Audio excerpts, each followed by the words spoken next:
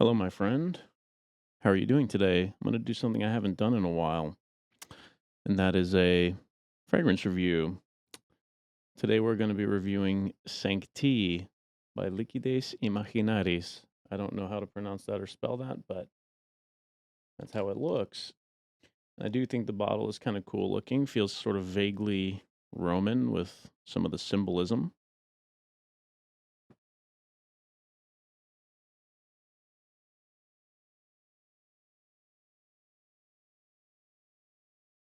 Anyway, it's a pretty cool bottle. Um, and the atomizer is quite good.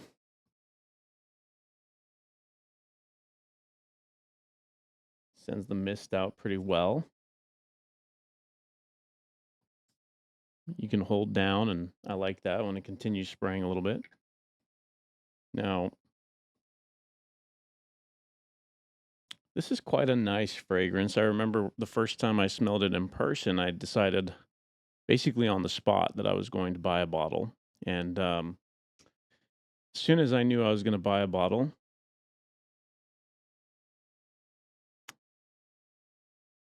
well, not on the spot. I let it sort of dry down on my skin first, and later that night I decided. But my initial impression was, wow, I think I'm going to buy a bottle of this. And then when I got home and tested it out, I realized, yes, I am definitely going to buy a bottle of this. And the first impression is there is an underlying sweetness, but the thing that hits you right away is freshness.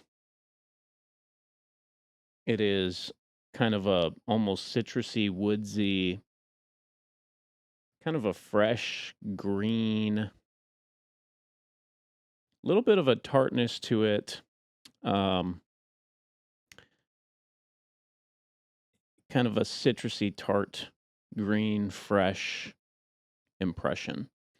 And I remember the first time I smelled it, I was getting like a big rush of terpenoids, which, if you don't know what those are present in things like pine needles and the kind of distillations of, um, silver fir trees and different things like that. I have quite a few um, terpenoid materials like alpha pinene and different,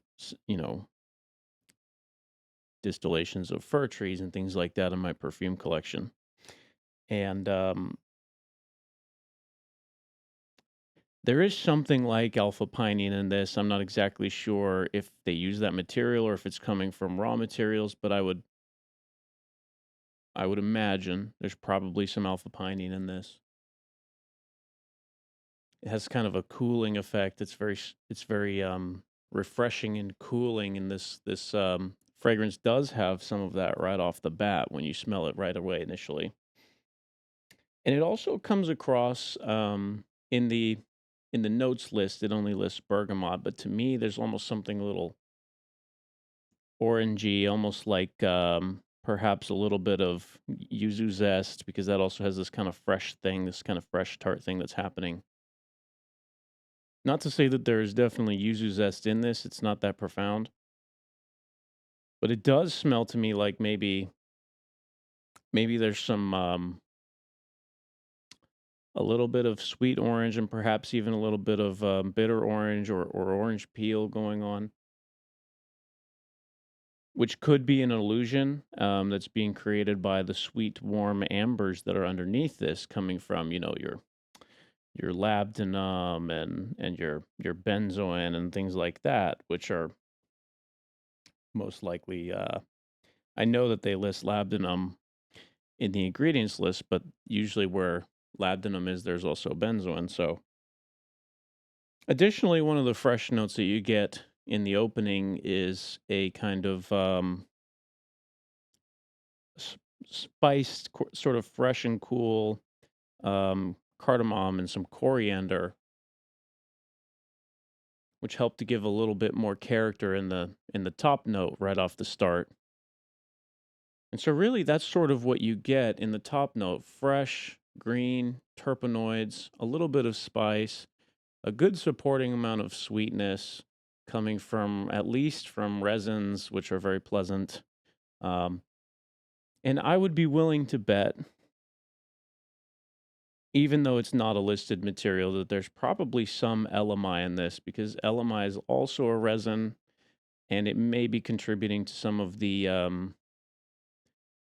citrusy freshness, even playing into the terpenoids and the woodsy profile coming from some of the cypress and other things which are listed. And there's definitely quite a bit of rosemary in the opening as well. Rosemary definitely coming off. But you go through a slight evolution as some of these initial notes give a stronger first impression than others. And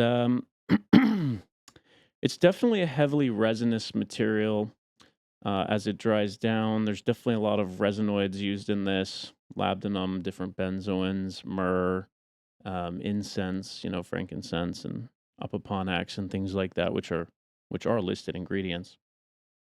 Although I do think that there's probably at least a little bit of LMI giving a little bit more lasting impression to the citrus, which is kind of a citrusy, resinous, woodsy material as well, which tends to have a little bit better lasting power than, something like bergamot would, which tends to sort of dissipate by the time you reach the heart of the middle notes. But it is a beautiful fragrance. It does change quite a bit on the skin over 2 hours, and it doesn't have the most beast mode lasting power, but it does have crazy projection. I have worn this fragrance and I've, done like a 7, 8, 9 spray kind of thing before, and people said that it almost made them sick with how powerful it was. And part of the reason it makes people feel that way, and you might want to go lighter on the sprays for this one, is because of the terpenoids and the spices and the citrus and all of these things which really project. These are all materials which do lend to a lot of projection. Um, it's also the reason the fragrance doesn't last forever, although people do tell me that they can smell it for a long time. But this is one of those like it, love it, hate it fragrances. Some people are turned off by this fragrance, Sancti, just because of how powerful the top and the heart notes are. The base notes are very warm and pleasant and sweet and almost seductive. Um, so nobody's being bothered by the base notes. Pretty much everyone likes benzoin and myrrh and labdanum. They're just kind of these sweet, inoffensive, smoky, earthy kind of things, and a little bit of patchouli and some musks, which to me are sort of indistinct, probably light musks, white musks, probably a little bit of you know, ambroxan or cetalox or something like that. One of the generic, um, sort of slightly masculine leaning musks, probably a little bit of Isui Super, and things like that. But in general, this is a very pleasant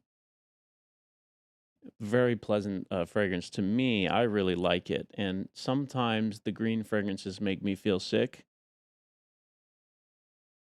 But due to the supporting sweet notes and the way that it's been blended, this one really doesn't bother me very much. I can spray it pretty heavy, much to the chagrin of everyone around me if they don't like it. But um, and I will say, because of the power of the opening, sometimes you can get a little nose blind to this fragrance as you're wearing it. Like the opening is so intense, and then after that 20 minutes, it does cool down. But um, you will be surprised to find out that other people find the fragrance very intense, even an hour, 2 hours, 3 hours, 4 hours later, after you can't even smell it anymore because for you, you've come down from the intensity of the opening. But all in all, I find Sancti to be a very beautiful fragrance. In my opinion, it smells very expensive, and that's one of the things that I like about it because it's not actually, you know, a $500 fragrance. Especially not if you were to look for it on, a discounter website or something like that. But even when you go to, Neiman Marcus or something like that,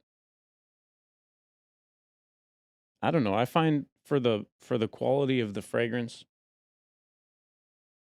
and the performance of it according to those around me, I find it to be fairly reasonably priced. I don't think that it's an outrageously expensive material. Of course, it's not. It's not what people are becoming used to with the clone houses, but I think, for a kind of niche fragrance, it's really not that bad when you consider like Creed fragrances don't have this much power and they cost almost twice as much. It makes it seem kind of reasonable, is what I'm getting at. And don't get me wrong, I don't think that this is a fragrance that's going to last, 8, 9, 10 hours on the skin, or it's definitely not going to be projecting like a beast by that point. But I did get some pretty good performance out of it. Like I said, people that I used to work with said that it was so strong that they almost felt sick, and they were asking me to like at least don't spray so much next time. So it is that kind of fragrance that some people will be polarized by, and it will come pretty aggressively at them. And they're either going to like and appreciate the spices and the terpenoids and all of the intensity from those kinds of materials because the fresh terpenoid, citrus, spiced, cardamom, rosemary, all these kinds of things are very kind of forward, almost sharp fragrance notes. And so you can certainly offend those around you if you're not careful. But if you're someone who doesn't care and you just want a beautiful fragrance, this sure is a beautiful fragrance, in my opinion. I'm quite a big fan of it, and I think it's probably worth giving it a try. At least going into to a Neiman Marcus to give it a smell. There's definitely some kind of now as we're gradually moving towards the mids, a little bit of a vetiver thing. The woodsy aspect is showing more of the support coming from the vetiver now. Some of that sharpness and intensity is coming down, and we're migrating towards the sweet, resinous, musky elements, which are starting to be more noticeable. Not that they're any more prominent than they were, but now they're not competing as much with the intensity of the openers and the terpenoids as those burn off, and some of the citrus notes burn off. Some of the linalool burns off and retains some of the coarse. There's a little bit of sweetness in linalool that hangs back a little bit longer.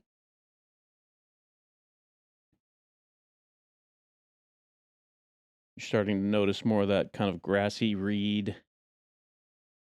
It's not like grass in your front yard. That's not what I'm saying. I'm saying like reeds, which are technically a grass. There's still a little bit of coolness from some of the terpenoids and the cardamom, which has a camphoraceous element to it. But definitely the warmth of the resins and the labdanum, the benzoin, the myrrh, the frankincense, a little bit of that kind of mysterious resinous thing coming. And still a little bit of what I think is LMI hanging out. And some of the sweetness from what feels like a sweet orange is still here as well. And as it goes, like I said, it just kind of even more moves towards that. And it's, I just kind of feel like there might be a little bit of pink pepper in the opening as well. It's not listed. Um, it doesn't say pink pepper on Fragrantica. It doesn't list it in the fragrance, but I just kind of feel like there's a little bit of pink pepper in it as well, which kind of lends to a little bit more of that spice in the opening, and also kind of gives you this image of woodsy qualities. But there may not be pink pepper, but it does kind of feel like that to me. So yes, all in all, I think it's a good fragrance. I enjoy it quite a lot. It's one of those bottles that I don't reach for all the time. I've had it for some number of months now. I think I've probably worn it 5 to 7 times, and, I do appreciate this fragrance. It has sort of a space that nothing else can fill in my collection. Um, I have that, I don't remember what it's called right now, but House of Oud, the gambler one that has cards on it. That one is like an intensely resinous, but like LMI resinous fragrance. And there is something slightly in common with these, but don't let me fool you into thinking that they're similar because they're not. There's just something about them that is vaguely common, but this is definitely a sweeter, much more approachable, much more mass appealing fragrance than that one, which is extremely niche and for um not for everybody, although I do like that fragrance as well, but this is a lot more easy to smell on a person. And I just find it delightful, and the fact that it sweetens up and sweetens up and sweetens up as it goes is actually kind of nice because the opening is really intense and it would be harsh um, if it stayed that way, but it doesn't stay that way. So you get this blast of freshness and citrus and woods and all these terpenoids and spices, and then it kind of calms down into a really sweet, enjoyable fragrance over time with aspects of those things from it before. So, anyway, long story short, Sancti, Liquides Imaginaires. I don't know if that's how you say that. Um, I speak Spanish and a little bit of Portuguese, but I don't speak French, and I think that's French. So, um, I do recommend this fragrance, especially if you can get it for a good price. I think I would happily pay $100, maybe $120 for this fragrance. Probably 100 is like I think I would if I had none left in the bottle, I think I would buy a backup for $100. So, and if you just want to smell it and if you love it enough to pay full price, I think that's great. It's not a bad fragrance at all, so I think you'll enjoy it. But yes, thank you so much for watching the review. Subscribe. I know it's been like literally a year or so since I did a fragrance review. And recently I was telling myself I need to get back into that because I have a lot of fragrances I should get through and review. So I'm going to be doing more in the future, I promise. And I know that it's been a full year since I've come through on that promise, but hey, we're going to do it. So thank you so much. Um, Peace and blessings. And I will see you on the next one. Have a lovely night. Thank you so much. Bye bye.